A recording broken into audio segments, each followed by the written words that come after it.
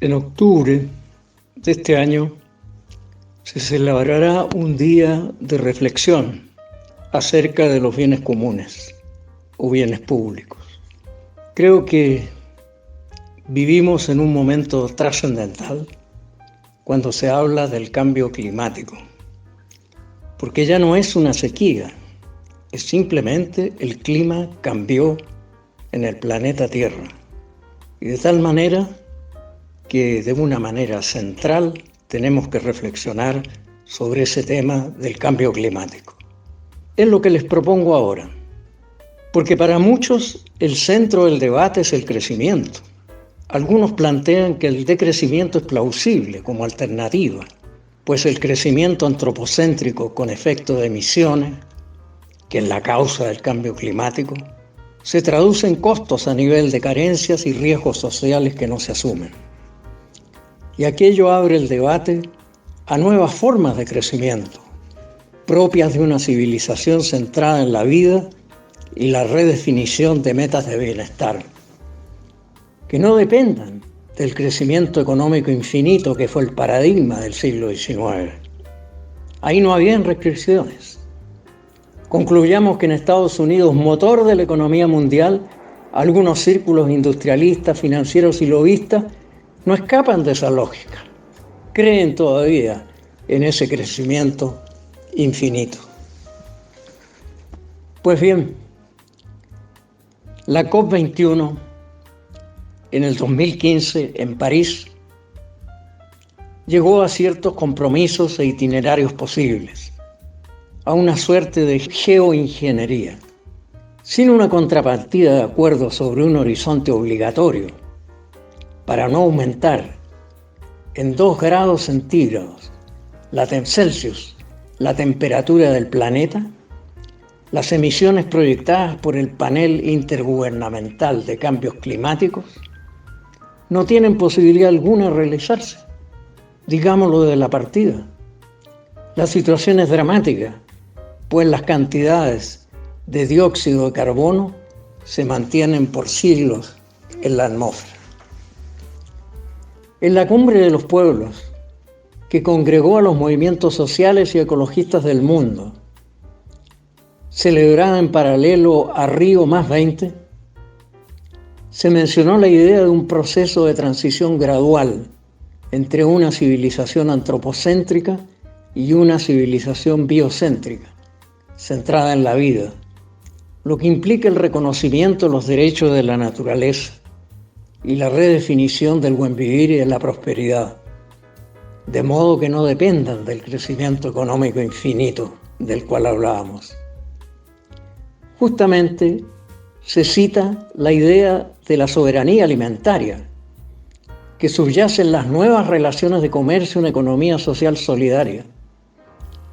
Así, en los términos de esa cumbre, se decía que cada comunidad debe poder controlar los alimentos que produce y consume, acercando consumidores y productores, defendiendo una agricultura campesina y prohibiendo la especulación financiera con los alimentos.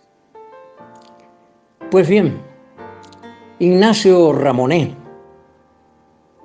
un gran comentarista de todos estos temas fundamentales para la humanidad, resumía estos bienes públicos en las resoluciones que se adoptaron de la siguiente manera.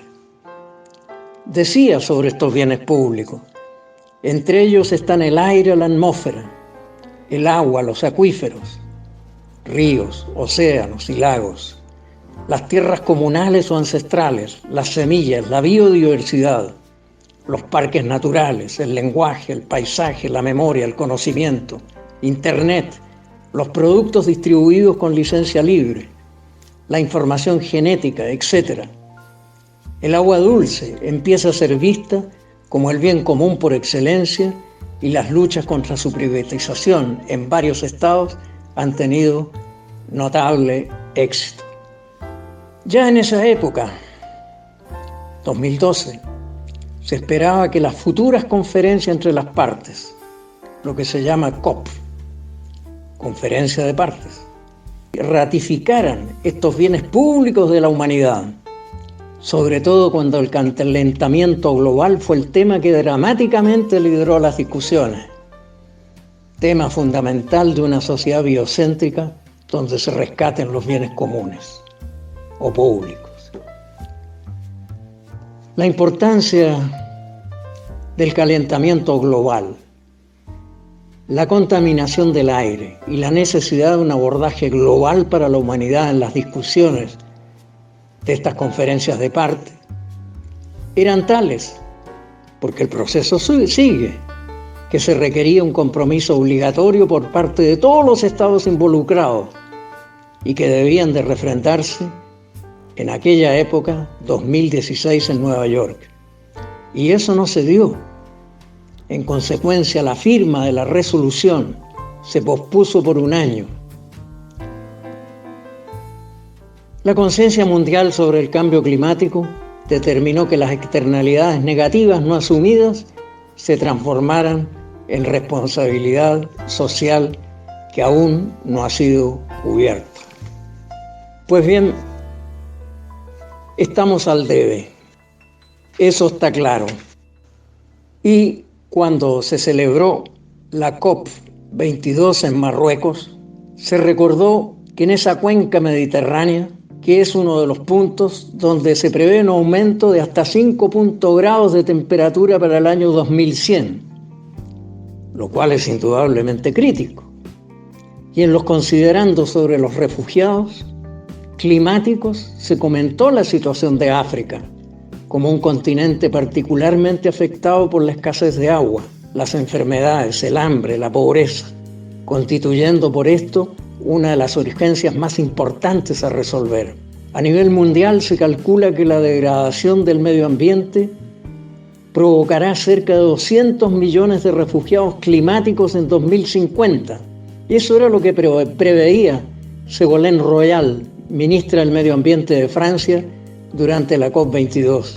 Se mencionó además a la geoingeniería como concepto amplio de modelos tecnológicos destinados a reducir las emisiones de gases.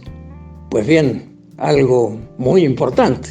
Pero fíjense ustedes, lo que preveía en aquella época Ségolène Royal, ya el Banco Mundial alerta ahora para el 2030, y son datos que se recalcularon en el año 2021, que no eran 200, sino que 216 millones de personas que migrarán por cambio climático. Y ese desplazamiento sería lo que se produciría en el 2030. Y Ségolène Royal preveía que en el 2050 iban a haber 200 millones de refugiados. Es decir, no solo que las fechas se adelantan, sino que se esgrime una cantidad superior en 16 millones para el 2030, no para el 2050. Y eso se produce por efectos adversos del cambio climático, y son migraciones forzadas.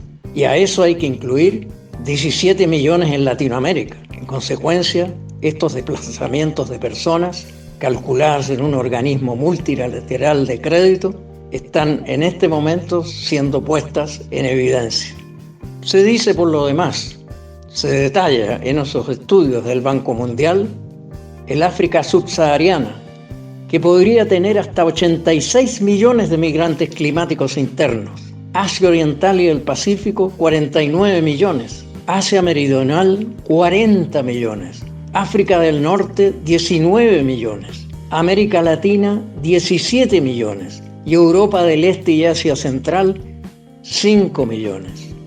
Esto viene en un informe que se llama Grunswald, publicado por primera vez y reactualizado, por supuesto, al 2021. Y en aquella época se estimaba en el año 2018 143 millones de inmigrantes climáticos para África subsahariana, Asia Meridional y América Latina. Bueno, son antecedentes que se reactualizan y que ponen un acento negativo en todos los que se dicen esfuerzos hechos por aquellos que son los mayores responsables de ese cambio climático.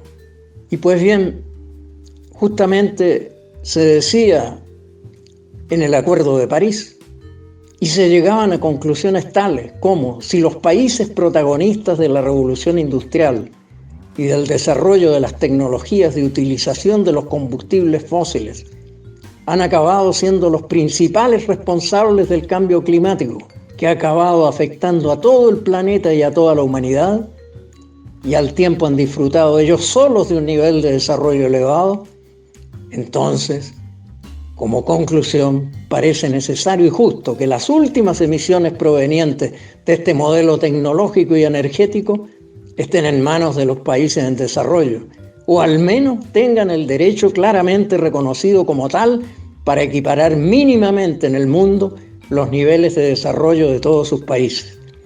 Es decir, aquellos que en este momento somos fuente de todas estas emigraciones, que son crisis dentro de los países a que los afectan, y críticos también para aquellos a que deben de recibir, pues bien, que sean los países que están sufriendo en este momento esta situación crítica, sean ellos los que puedan regular.